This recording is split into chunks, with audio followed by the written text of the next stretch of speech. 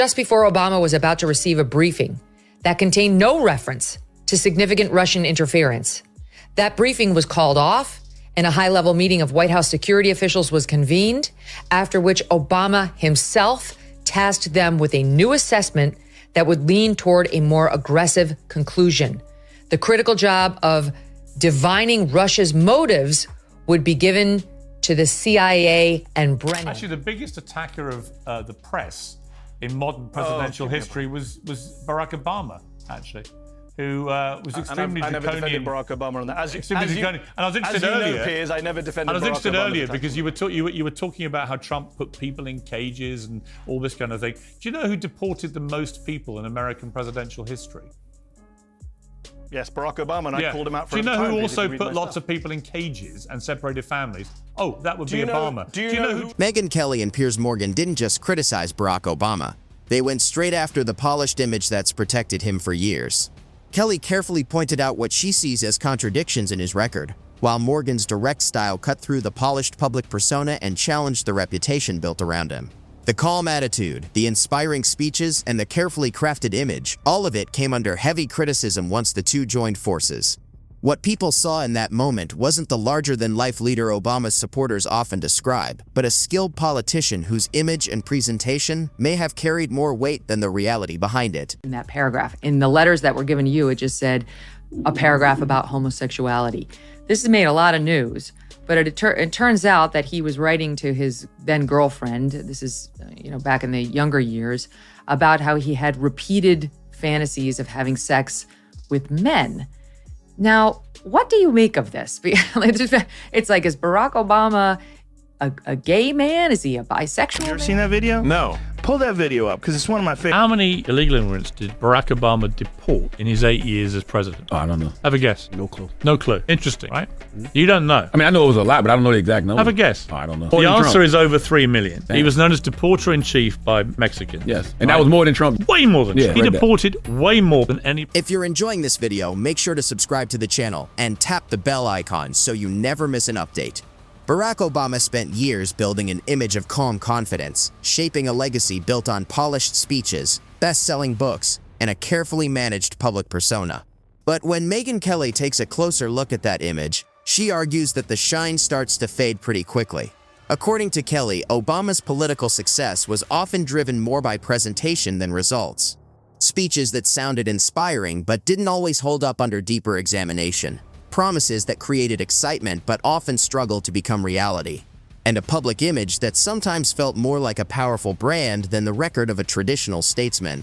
With a sharp and detailed approach, Kelly pushes past the polished image and focuses on the man behind the carefully crafted reputation. Here is Trump just now. He was just caught on camera saying, well, we'll play both of them in succession. Let her rip. The shot that you should be talking about is they caught President Obama absolutely cold, Tulsi Gabbard. What they did to this country in 2016, starting in 2016, but going up all the way going up to 2020 in the election. They tried to rig the election, and they got caught. And there should be very severe consequences for that. Obama supporters often describe him as one of the great intellectual figures in modern politics. But Kelly argues that much of that reputation came from presentation as much as policy. She says Obama often sounded more like a polished performer than a hands-on leader. The speeches, the dramatic pauses, the carefully controlled tone, it all created a powerful image that connected with audiences.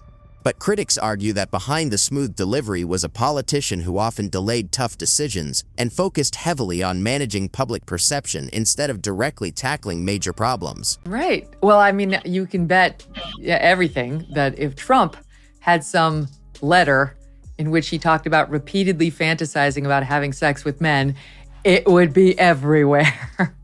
To me, as a member of the media, this just seems like the media running cover for him on this is something that would be embarrassing potentially to him, and they don't want to. Take foreign policy as an example. Obama was praised as the leader who would restore America's image around the world and bring a fresh approach to global politics. But critics like Kelly argue that the results often failed to match the promises. The red line in Syria lost credibility after Bashar al-Assad crossed it without the response many expected.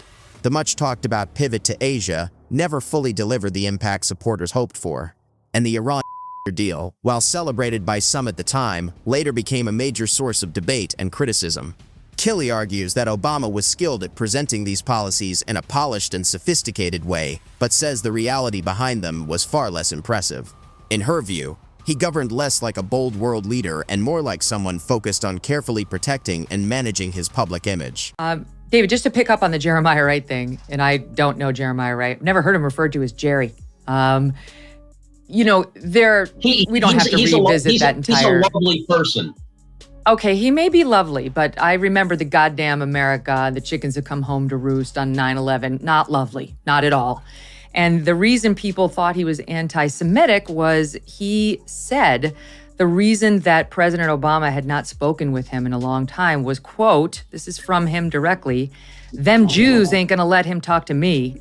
I told my baby daughter that he'd talk to me in 5 years when he's a lame duck." What makes Kelly's critique hit harder, she argues, is her focus on what she sees as contradictions beneath Obama's public image. She points to moments where he spoke against Wall Street excess while appointing officials tied to major financial firms. She also highlights promises of transparency alongside aggressive actions against whistleblowers and public criticism of lobbyists despite their continued influence behind the scenes. In her view, these contradictions only look less obvious through nostalgia and a polished public image. Kelly's approach, as she frames it, is to strip away that glow and look more directly at the record itself. Tablet interviewed Garrow, and boy, did it make headlines.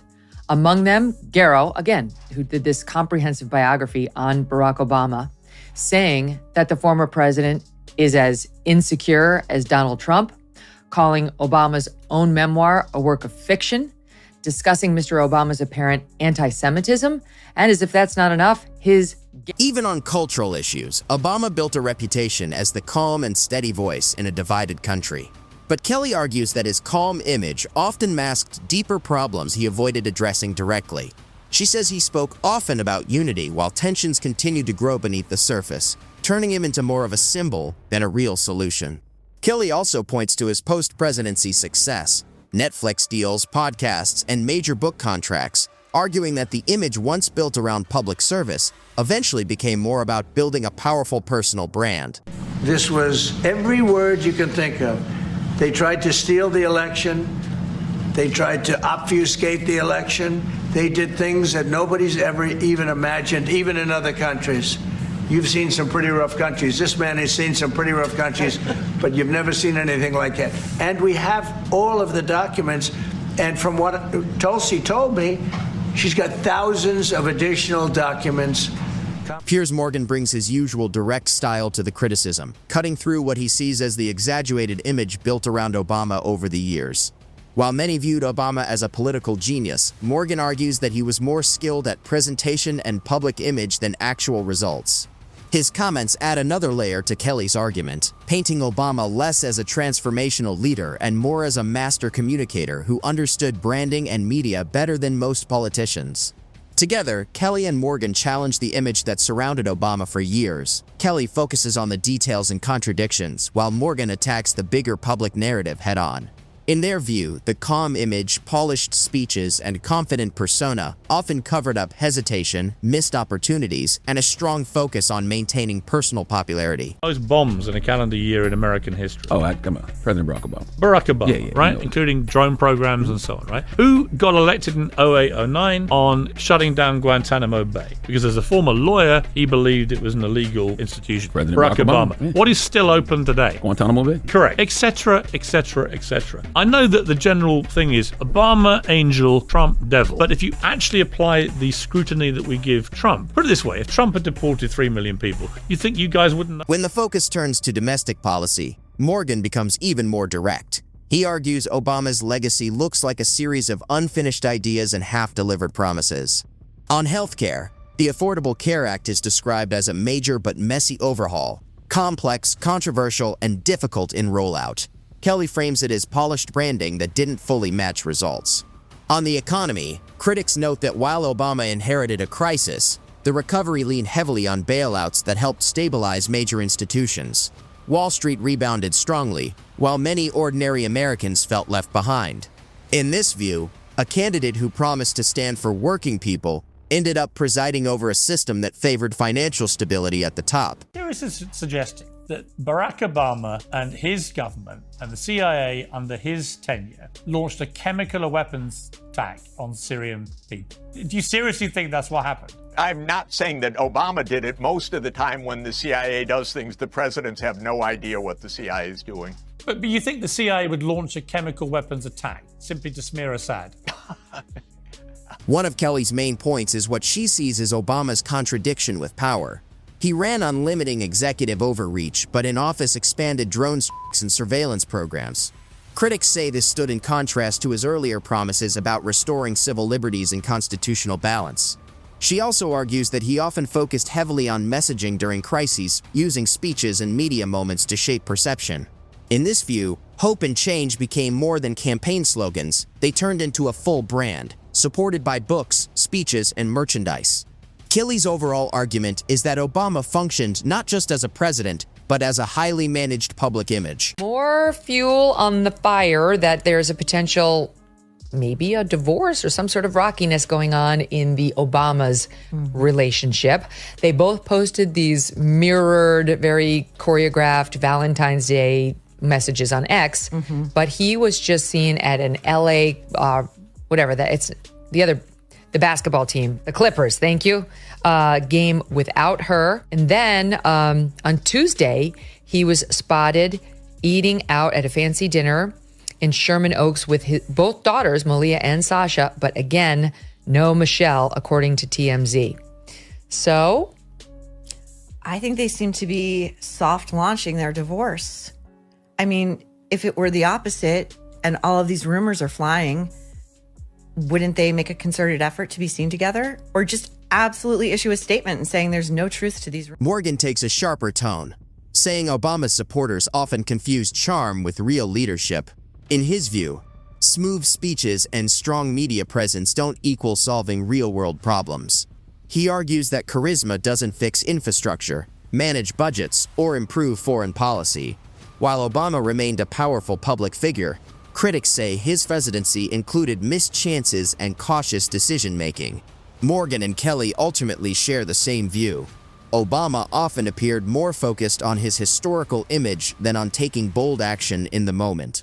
Hang on, I'm finished yet. Do you know who dropped the most bombs in a calendar year? Oh, Barack Obama. Do you know who ran illegal drone programs that killed thousands of innocent people? Oh, so, Barack Obama. Do you know who actually campaigned in 08-09 to shut down Guantanamo Bay because as a former lawyer, he knew it was an illegal torture chamber? Oh, it's still open. So I'm afraid, Mehdi, your revisionism this is the problem, Piers. of Saint Barack against evil Donald doesn't quite... Kelly also focuses on Obama's post-presidency to support her argument.